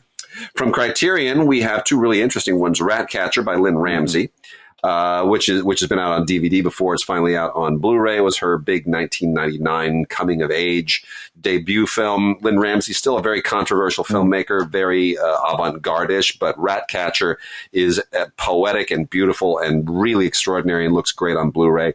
A fair amount of extras here, but nothing really amazing. It's kind of a little bit thin. It's got some of her award-winning short films and a couple of interviews from 2002 and 2021. And then we also have The Incredible Shrinking Man which is this really cool Jack Arnold film from 1957 based on Richard Matheson story that is one of the more interesting science fiction films of that particular kind of Cold War paranoia period. And it's very philosophical. Matheson is really talking about a lot of stuff going on in the zeitgeist at the time. But this is a really interesting film. I think it makes a very, very good Criterion release, and they put tons of extras on here. There's even an interview from 2016 with Richard Matheson's son, who was also and not to mention some absolutely extraordinary sort of forced perspective photography in that film, and set pieces and stuff that still kind of plays today. You know, it's not bad at all. Very much so. And then on the foreign language side, we've got the film Chernobyl, 1986 by Danila Kozlovsky, which I think goes well with the HBO miniseries Chernobyl. This is more of a disaster film take on it than sort of an than a historical accounting from a more existential point of view. But it's very, very well done, and it is a Russian film. We should point out, so it's made in Russia and in Russian, so it avoids some of the political pitfalls. But looking at it, but you kind of can't entirely. Perspective is a hell of a thing. But, from the point of view of a firefighter, kind of their 9/11 in some respects. So, Chernobyl 1986. Then we've also got 3 Jean-Paul Belmondo movies. Le Magnifique by Philippe de Broca, which is probably the best of them, with Jacqueline Bisset. And Belmondo is awful. It's a little cheesy in hindsight, but it's still a lot of fun. De Broca, 1973, kind of doing what he does best. Another De Broca film called Cartouche with Belmondo and Claudia Cardinale. This is more of a swashbuckler, a period swashbuckler. Lots of fun. This is 1962, a decade earlier. This is De Broca doing his precise thing. And then Italian director Philippe Labro did The Hunter Will Get You, which is just a straight up, crime gun movie, and Belmondo being his gangstery self here. Some great commentaries on here with Howard Berger, both on Le Magnifique and The Hunter Will Get You, along with Steve Mitchell and Nathaniel Thompson. Give you a really good sense of Belmondo's career. We were exposed to Belmondo when he showed up with Women Attached for his LAFTA award. That was quite amusing. And then lastly, a couple of foreign language Criterions. La Strada, in a standalone version. The complete Fellini boxed set has this included, so you don't need this as a standalone if you have the box set. But if you just want La Strada, which is a beautiful, beautiful film, you can pick this up as a standalone. And then lastly, Satyajit Ray's Devi, which is one of my all-time favorite Ray films from 1960. Absolutely fantastic film. Beautiful, beautiful commentary on a whole litany of things in Indian culture, but about humanity generally. Dealing with like religious issues in India and in the culture, and class issues, feudalism. It's all really just amazingly wrapped together in this film that has one of the all-time, great endings of any Ray film. I think it's just terrific. So, not really any extras on here, but, there's some interviews, but nothing, it's very thin in terms of extras, but the fact that we have, any further Ray films being released on Blu-ray is a great thing. So that's it. All right, Tim, I'm gonna pile into the anime now. Any final words before you sign off? Let's see. What are we doing? We're starting award season here. Yeah. So it's going to be interesting. I know that you've seen what, Belfast? Saw Belfast. That was the premiere of Belfast, which I really, really love. It's like his 400 Blows. I think it's a terrific film. I think it's really good. So, I saw Licorice Pizza just the other night. I think we talked about it at the top of the show. So here we go. It should be interesting. I'm thinking that this is going to be a sort of fully attended. I've been needing to physically go to the theater again. So I think that speaks to something. So I imagine we're going to have but although our critics organization has not decided yet, whether or not we will be in person. for our thing. Yeah, well, we'll sort that out. We got time. What do you hear about House of Gucci? Because I'm hearing mixed things. I was supposed to see it last night, didn't feel up to it, so I didn't go. Same as you, and I didn't go to the same one that you didn't go to. So there you go. Yeah. About that tomorrow. So that, and plus I've seen that trailer, and we may have talked about this in an email chain, but I'm looking at that trailer, with Lady Gaga and Adam Driver and all this kind of stuff, and they're playing these Italians, and I'm like, they're playing these Italians, but they're playing these Italians, and as opposed to it being Mastroianni and Sophia Loren or something like that, who wouldn't be playing Italians, they would just be being Italian. The characters, and so that was a bit of a problem for me. I'm super duper looking forward to Cyrano, because Peter Dinklage, and I'm interested in the way Joe Wright is going to sort of sort that out. And I'm also looking forward to the single Coen brothers, Macbeth with Denzel, which isn't Macbeth, but they sort of follow on from Macbeth. Looking forward to that. So those are some of the. That's one of the reasons why I say that this year is going to be a year, I think, about really, really big films with Denzel Washington and big movie stars and Branagh spoke to a lot of that when he introduced Belfast at the premiere, which is still a really, really big film, despite that it's a fucking movie star film. It's Kenneth Branagh, and it's saying, I think it stands a very good chance of being the Oscar frontrunner right now because Branagh is a huge figure and is kind of due, but it's also very personal. But he was saying they want to bring people back to the theaters, and that's what Belfast is all about, because it's also inspired by his love of movies and going to the movies. It has a little kind of Cinema Paradiso subtext to it as well. It's kind of like a movie that molds Cinema Paradiso and 400 Blows and Hope and Glory all in with some kind of an Irish and one of the, like some kind of an IRA in the name of the father movie. Yeah. It has a little, a little bit more context because of the time than say Roma, but otherwise it's like, it's very Roma. With this particular period in it. So anyway, but that's anyway. All right, brothers. Good talking to you. Knock the rest of it out. And I'll see you soon. Very good. And here we go into anime. All right, it's been a little while since we have tackled anime, so we have let Tim go, and I'm just going to give this spend the next few minutes just briskly going through some of the great new anime and more interesting new anime that some of you may not be aware of, as it is a very, very robust market. So let's get busy with it. As we have often talked about, anime is very, very often preoccupied with the politics of Japanese schools, and we have a season 1 collection here of one such series called Kakegurui, Kakegurui,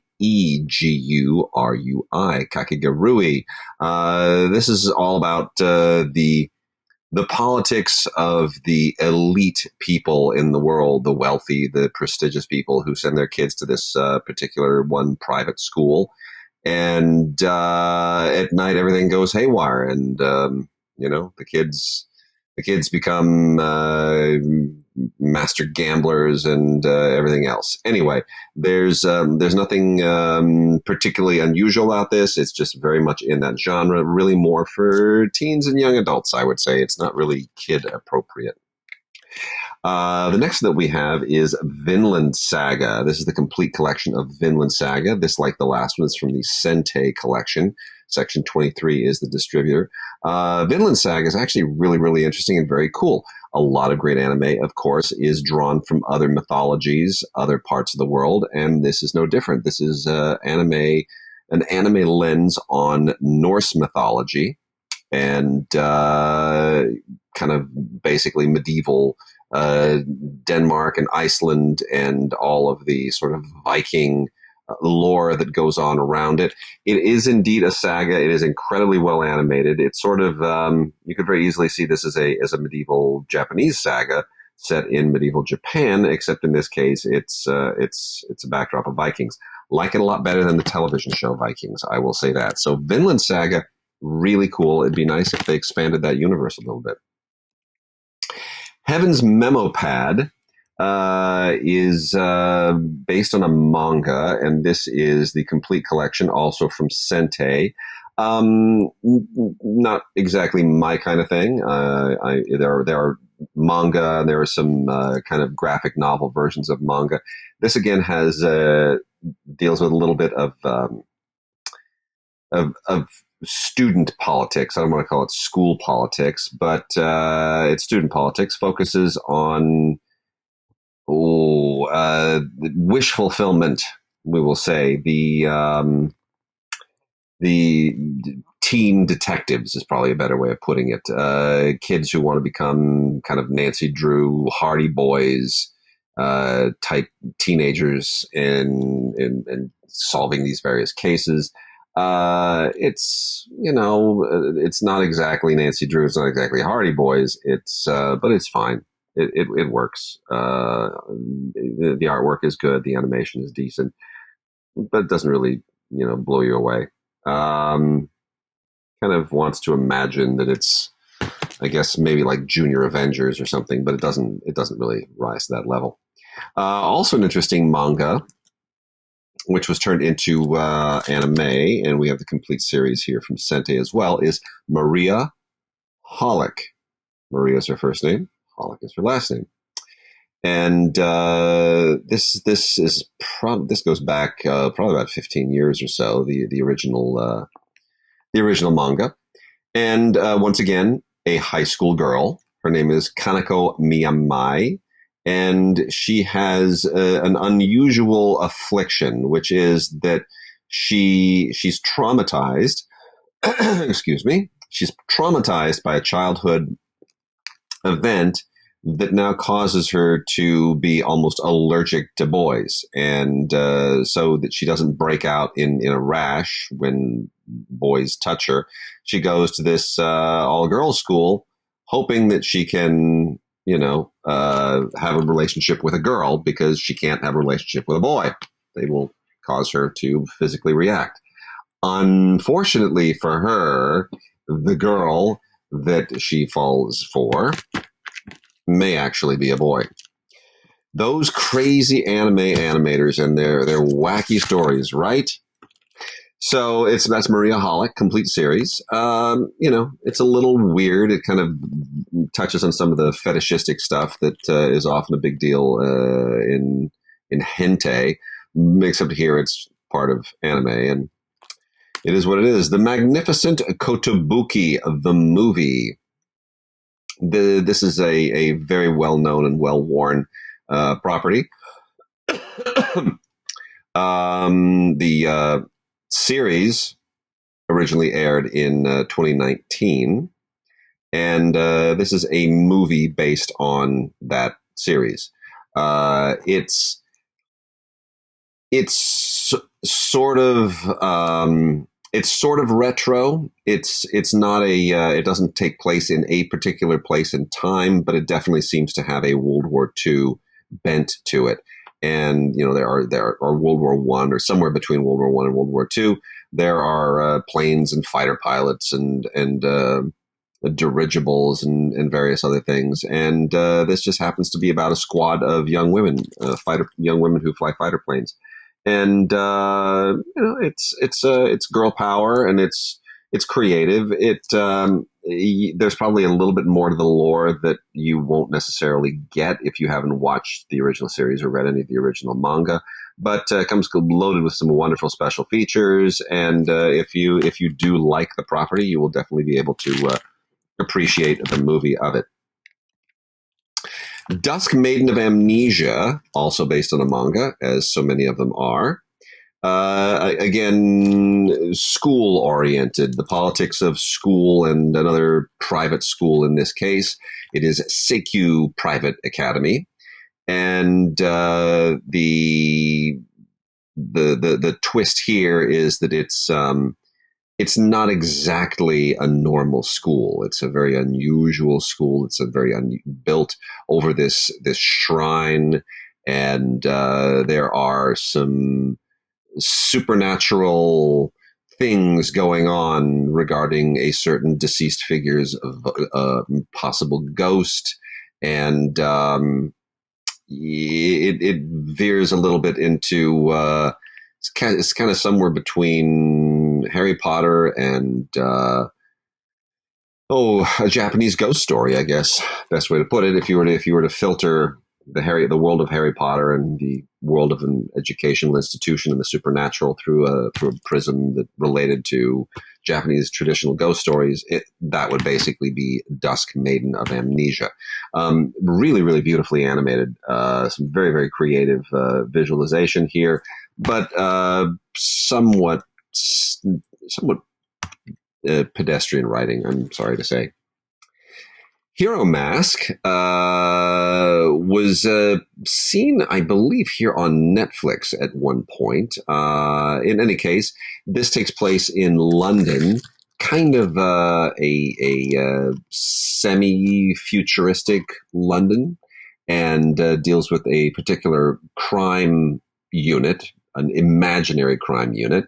And it's kind of a noir, I guess, trying to solve rather elaborate crimes that may or may not have a supernatural dimension to them.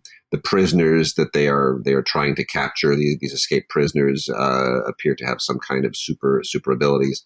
So Hero Mask is the complete collection. It's a bit of a noir with a little touch of superpowers and superheroes, and incredibly great artwork and conceptual design. Really, really super cool. This includes some of the Japanese promos and character costume designs and a few other behind the scenes things. Very, very cool to look at. Hero Mask. And then next we have School Live. School Live is not anime, but it comes from Sentai, so it is it is anime adjacent. This goes into the Japanese schoolgirl thing and combines it with horror. And we've got two movies here. We've got School Live the movie and Gakko School Live Another Story. It's again adapted from a manga. This is a kind of it's sort of a horror. I don't know that it's that horrifying. I don't know if it's all that good, to be honest, but it definitely has a certain genre appeal. And the idea here is that it's about these girls who are all in the same school. They all kind of know each other, but they aren't necessarily friends. But they are brought together when there's a zombie outbreak, and as in all zombie stories, they have to somehow bond together and hang out and do the zombie world thing and slay zombies. So you have Japanese schoolgirls in uniform slaying zombies. Funny, not as funny as it probably should be. And it doesn't really justify a sequel, but for some reason, they made a sequel. And it's, probably, it's not worse than the original. It's probably about the same. I'm going to mutilate the title of this one, but I'm going to give it my shot anyway. We've talked about this before. Chihayafuru. We've talked about this before. There have been 2 previous seasons. This is now the 3rd season of it. More or less the same as the previous. Don't bother with it if you haven't watched the others. You need some continuity here. It's not going to make a whole lot of sense if you aren't already up to speed. But if you don't know what a karuta is, for example, that's not going to mean a whole lot to you. But if you have caught up on the previous 2, just know that the 3rd season is now out and awaiting your attention. Also based on a manga is the post-apocalyptic tale 7 Seeds, which we've also talked about before. This is part 2. And very, very interesting. This is it answers some of the questions from the previous, from part 1. And it actually opens up some really interesting new little new areas that new questions about how these people were preserved, and what how we're going to create these young people who've been basically engineered to help repopulate the earth after the apocalypse. Really. Philosophically kind of reaches much further than you would expect it to do so. The there is, as is often the case here, a lot of lingering questions that have been part of Japanese anime and Japanese science fiction since the end of World War II. Things related to nuclear power and the use of technology and whether technology is outstripping humans, and the usual themes that are very much a part of Japanese science fiction are quite well explored here. Also superbly well animated and very disciplined writing, much more disciplined than I would normally have expected for where the first part went. Next, we have a complete collection of Gate, Gate, which is a fantasy series. Originally from about 10, 15 years ago was a manga. And it makes for pretty great anime. Really very, very clever, pulpy storytelling. Takes place in modern-day Tokyo, where an interdimensional portal brings forces into modern-day Tokyo through this kind of Stargate that threaten the city and potentially the world. And this is all about the kind of Independence Day type effort that is mobilized to address this, excuse me, this unusual threat. And of course, it's not, it's not at all what you expect it to do. It has some really interesting twists and turns. Cagaster of an insect cage. I'll say that again. Cagaster of an insect cage. Once again, Sentai Library, based on a manga, and also a post-apocalyptic story to it, in which after the apocalypse, these people are doing kind of a Starship Troopers thing and fighting giant bugs. It's different from Starship Troopers, though, obviously. In that there's kind of an Invasion of the Body Snatchers vibe to it, almost kind of a zombie vibe to it.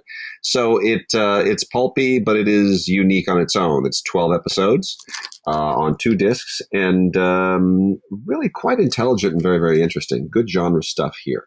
So that's the complete collection of Cagaster of an Insect Cage. Kids on the Slope. Again, Sentai and based on a manga. This is from people who did Cowboy Bebop, and it's pretty cool actually. More student politics, but not of the necessarily supernatural variety. This is all kind of a tribute to jazz, which is a thing in Japan. And these high school students who are forming relationships and basically trying to express themselves through jazz, and much of it centers around a record shop that the family of one of the characters owns. It takes a little bit getting used to. It's a little bit slow in ramping up.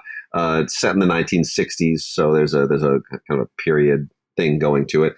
The period, the 60s, and jazz don't quite fit together very well. It's not quite clear why it had to be in the 1960s. And the interviews here don't necessarily go very far in answering that. But it is nicely done and kind of more grown up than these things typically are. We've got one here from Shout and G Kids, who are doing a great deal, bringing a lot of other anime to the fore. Future Boy Conan was an early Hayao Miyazaki project. This is like, I guess, what year was this? This is it's been quite some time. I think this was at least 20 years ago that this was originally aired, but it's a lot of fun actually. It's a very, like, as is the case with much Miyazaki. It's very sweet, and it sort of has wonderful escapist quality to it. So what's a little weird here is the thing that we get now with a lot of science fiction, where the year it takes place in is, of course, our past, but it is the future of the story when it was originally done. in any case, I think, and this may actually go as far back as the 1970s, but it's been done a lot over time, and you see the Miyazaki of today kind of taking shape. It's a little bit of post-apocalyptic in that we're in a place in 2008 where the world has been largely is sent into a tailspin, and the Earth is now kind of off of its orbital rotation. A lot of cataclysms have taken place all over the planet, and there is this boy named Conan, who is kind of a messianic figure, a Joseph Campbell figure among those who are trying to survive the Earth and flee into space and be the last remnant of humanity. It is the story of Conan and how all of this transpires in his life and how he rises to his calling, the romance that he has with this young girl. And it's very thoughtful and poetic and sweet and quite lovely and very different. The Hentai Prince and the Stony Cat. The word Hentai always kind of sends people a little bit sideways because Hentai, of course, is the very, very adult version of anime. In this case, it's a translation. It means, in theory, it would mean the perverted prince and the cat who cannot smile. That's sort of what this would translate at, the Hentai Prince and the Stony Cat. That's kind of the literal transliteration of it. Basically, it's a school thing again about a guy who's kind of a pervert, and that doesn't mean that he's like a deviant or anything. It just means that he's very shy and he doesn't manage his relationships very well. He's socially awkward and all of that. And he has let's just say that he there's something supernatural that makes itself available to him that may help him relieve all of these issues. But it is a Faustian bargain, and it becomes kind of a mythical parable at that point. Very smartly written, not all that interesting in terms of the artwork. It veers a little bit. It tries to be a little bit too hentai, so it kind of misses a chance there. But it is worth watching. Needing absolutely no introduction is Neon Genesis Evangelion, which is new on Blu-ray, 26 episodes, the complete series, courtesy of, once again, Shout and G-Kids. This is, it's no longer in the future. It's now in our past. It originally took place in 2015. And the future version of Tokyo is under attack from supernatural, possibly alien beings. It's kind of one of the better mecha genre odysseys that have come about in recent years, and it's very popular, and you really can't go wrong. So there's some very, very special editions, steel books, and more deluxe editions available. We were only sent the regular Blu-ray, but there's a lot of Neon Genesis Evangelion fare available this holiday season, so it's worth checking out. Getting very close to the end here, we also have Venus Wars. Venus Wars is some really, really interesting animation. They took a lot of time with it. I just wish they'd taken perhaps a little bit more time in the writing. It's kind of confusing. But it's a very successful and popular manga. So I'm sure if you know the original manga, it will probably make a lot more sense to you. It is certainly when it was created in the 1980s, I believe. It was set in the early 2000s and deals with a cataclysm of sorts that takes place in the solar system and some interplanetary colonization and mainly the relationships between Earth and Venus, and which is sort of a metaphor for a number of possible conflicts between nations on Earth. But in this case, it is Earth and Venus. It looks great. But again, it's a little bit hard to follow, and it moves very, very quickly. But Venus Wars is some good looking anime. Complete collection of Say I Love You. Again, high school politics, about shy kids and awkward kids and social adjustment and so forth. There's nothing unusual here. It's just straightforward teen drama. I don't know that this is going to be that interesting to anyone who's not already steeped in the genre, but it does have some interesting artwork.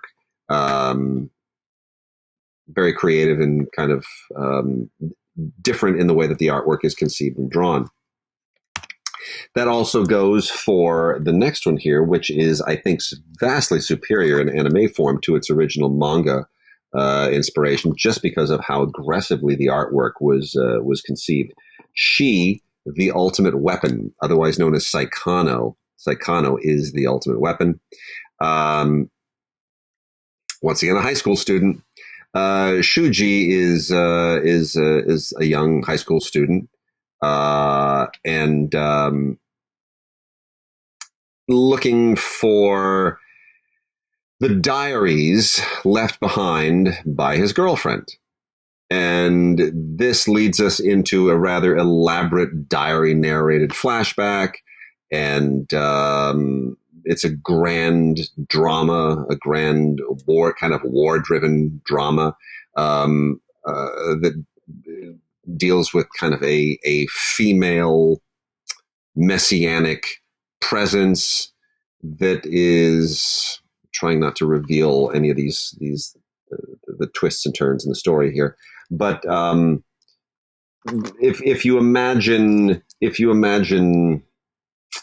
trying to think of a good analogy to this in Western science fiction. I'm not sure there really is one, but suffice to say that female messianic figures, and it's sort of mecha adjacent. It's not quite a mecha tale, but it has a touch of that. It's very nostalgic. It deals with immortality and many other concepts that are sort of endemic to this class of anime.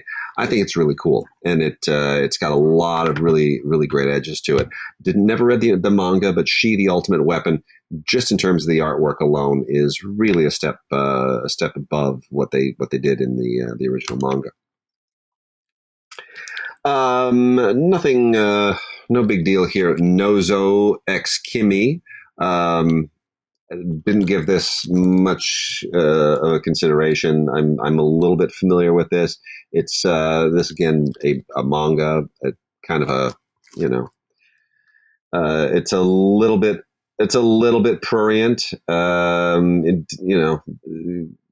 Guys peeking on girls' locker rooms, and it's a little bit titillating. It's like hentai, but not quite hentai. It doesn't really have any great redeeming qualities. It just means to be rather titillating, and I'm sure the artist had a really good time with it. But it leaves much to be desired. Nozo X Kimi for those who really care. Just a few more here. Redo of Healer has some of those same problems, unfortunately. This goes in the magical direction. The idea of trying to use sexual abuse, I guess, as an entree into telling a story that ostensibly has all kinds of magical twists on destiny and fate. The Philosopher's Stone is part of this as well, which it borrows from Harry Potter and from ancient lore. But the sexual aspect of it really kind of takes it back and I think diminishes what it's trying to do, and that is quite unfortunate. We continue to have some of those similar problems in Problem Children Are Coming from Another World, Aren't They? That's one of those long, elaborate anime titles that really only exists in in this particular world. This is about 3 kids with psychic power, and they are transported to this mystical place where they engage in games that are strictly for people who have similar and comparable gifts, except that things are overseen in this particular place by these demonic figures. And even though this is not ostensibly designed to be titillating, the way it is drawn, the way the artwork is conceived, it seems to be aimed at that crowd. Also rather insubstantially written and fails to impress to any significant degree. We have season 3 of my teen romantic comedy, Snafu Climax. Won't go into this to any great degree, other than to say that this kind of has overstayed its welcome a little bit. It's really far too much of the same. And then the last 3, and we will call it quits, is Magical Girl Sight.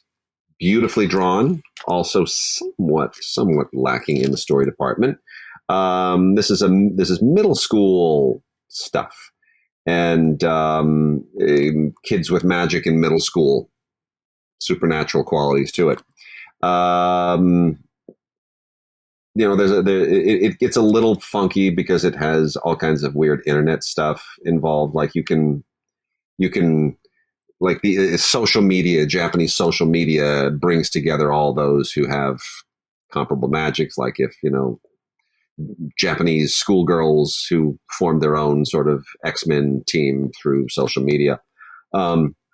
It's a little far-fetched, not great. Beautifully animated, but really kind of a very, very narrow audience for something like that. And then the last 2, Made in Abyss and Sunday Without God, also skew rather young. Made in Abyss has a companion role-playing game for computers and game systems, and it kind of plays a little bit like that. It's orphan wish fulfillment stuff. It's kids and adventures and Indiana Jones type adventure seeking, but it skews very young, very silly. The comedy doesn't really necessarily quite always pan out, but I think for young kids it'll be perfectly fine. And Sunday Without God was originally a what they call a light novel series, and this takes place in a kind of a fantasy world where people can no longer have children. And everyone lives forever. And it takes some very interesting philosophical turns on that premise, which is a good one. And I will not reveal any of the story aspects to it, but what it does with that premise is quite touching, and it asks some very, very salient questions that are both interesting from a religious and a philosophical standpoint. So Sunday Without God, really probably the most interesting thing of all the new anime that we have, and that is also from the Sentai library. So that is it for new anime. Go out and pick up whatever you want. It is all available online at most internet e-tailers. And with that, signing off, and we will probably see you next time for our holiday show and gift guide. So be well and hang out. I think we're almost through this thing. So just a little bit longer, and I think we'll be all back to normal pretty soon. If not by the end of the year, then certainly a little bit into 2022. See you next time.